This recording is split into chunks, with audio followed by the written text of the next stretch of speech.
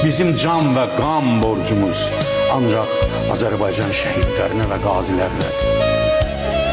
Bu qələbənin bir sahibi var, bir ünvanı var.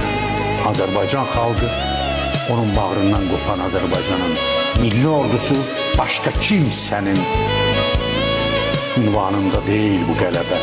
Bu qələbənin şəriki yoxdur.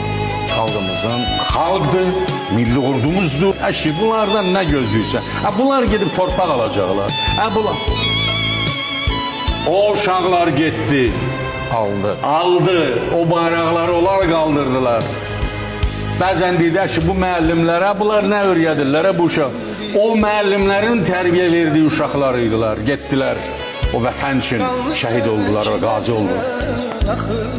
Əlini, qolunu, gözünü itirdi. Amma vətən sağ olsun. Güllere garg olmuş baş taşlarını